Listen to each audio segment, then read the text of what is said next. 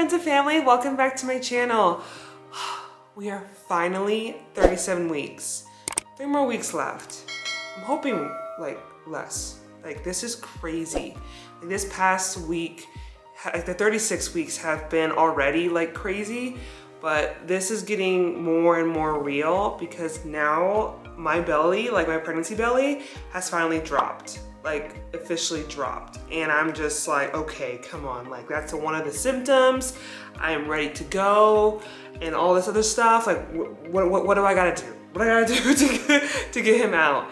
And so in this video, it's just like a pregnancy update video, so nothing too crazy, short and to the point. And I'll be talking about things I've been doing to actually help me induce labor, like kind of, or not induce, but like soften my cervix and soften everything down there and just kind of get my body prepared for labor, when labor actually does start. So a bit of a recap. Like I said before, I'm 37 weeks and last week was really good. Nothing too crazy. I have been noticing, like, honestly, a really bad pregnancy insomnia. Like during the night, I cannot like sleep throughout the whole night. I either have to wake up changing positions, or I might have to like go to the bathroom. And mostly like when I'm like laying with my pregnancy pillow, I'm in that position for like maybe 30 minutes, 45 minutes of sleep. And then I wake up into like my hip like hurting or cramping, and I have to like actually sit up and then sleep for maybe another 30 minutes and then go back to my pregnancy pillow. So it's like every 30, maybe max an hour, I have to change positions every night. And I'm just so over it. And Finn has been very active. Like even right now, he's moving. I think he gets really active, especially when I'm talking, because usually I'm here by myself at the apartment, so I'm not really like talking a lot. But when me and Lucas are talking to each other, or even if Lucas is on the phone, he starts getting active, and it's really like, I should say, more real, and also more like he's not realizing, but also just understanding that, hey, these are familiar voices, and it just makes me feel so good, especially if Lucas has a night shift like he does today, and he calls me, and then I put Lucas on speaker, and he's just like, oh, like just moving around, and I'm like, oh, that's such a good sign. He knows Lucas's voice, so it's really cool and really awesome. And for those who don't know this, yesterday was actually my birthday, because October is like the best month for Halloween. And yesterday, I got a new camera, so I am filming with a new camera because my old Canon G7X. Hello darkness, my old friend. Like it functions, like for example, it turns on and off and everything, but the only thing is,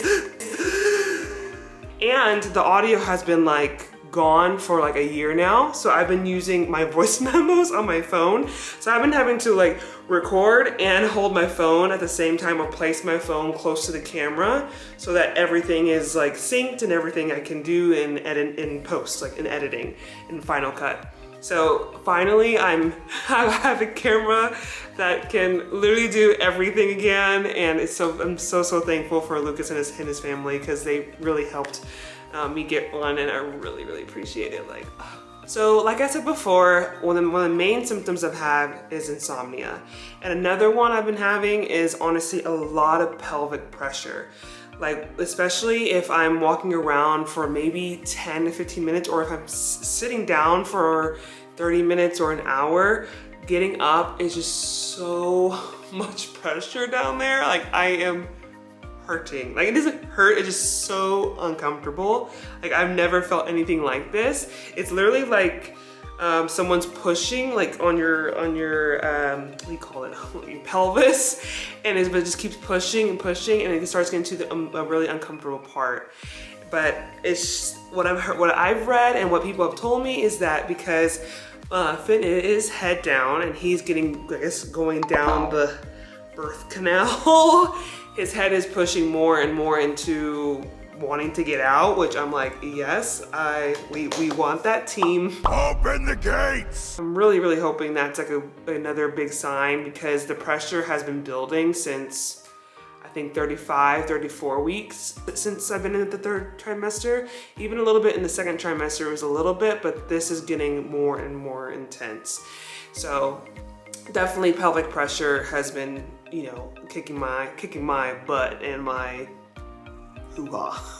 Another symptom is honestly a little bit of the mood swings. The mood swings have come back a little bit. So for example, in the second trimester, it got a little bit better, and especially in the third trimester, it's still getting a little bit better. But I've noticed like where I'm very happy at one moment and me and Lucas are doing stuff, we're having a good time.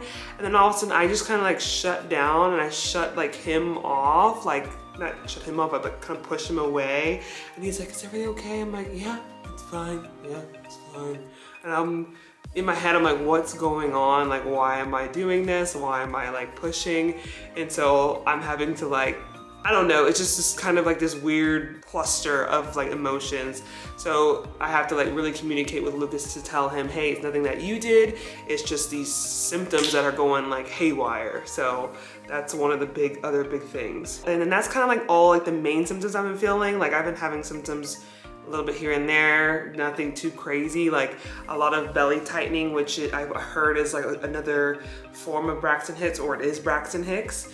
But my belly's been tightening a lot, especially when I'm coming from a laying down position to a standing or upright position. And I'm just like, oh, like it's just all of it just tightening all in that one, pretty much my belly, all of it. And it's just kind of weird, and also makes me think like, okay, is it now labor, or just kind of like a practice contraction? And now I kind of want to talk about like things I've been doing, kind of trying to like soften my, you know, cervix down there to help me have a better labor, and also kind of help induce my labor a little bit, because we're 37 weeks and I'm like, all right, like maybe I can start doing a little bit of this and a little bit of that. And one of those things is the raspberry leaf tea. So I've been drinking that for, I think, maybe 2 weeks now, maybe a little over 2 weeks. And I've gradually did it from 1 cup for a week, and then now I'm on 2 cups for 2 weeks now, going into my second week of drinking 2 cups a day. And it's been really good. Like I feel like it's just helping me with stuff down there. There's this thing called the mucus plug, and I've noticed some of it coming, you know, like, how should I say, piecing itself off.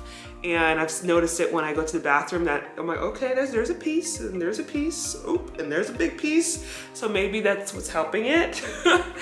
And another thing I've been doing and actually been eating is dates. And I actually really love dates, especially when I don't know if, yeah, I did post it. I posted a video a long time ago about how I made like power bars, and I loved it because I mashed dates into it with like oats and all this other stuff, and it was just so good.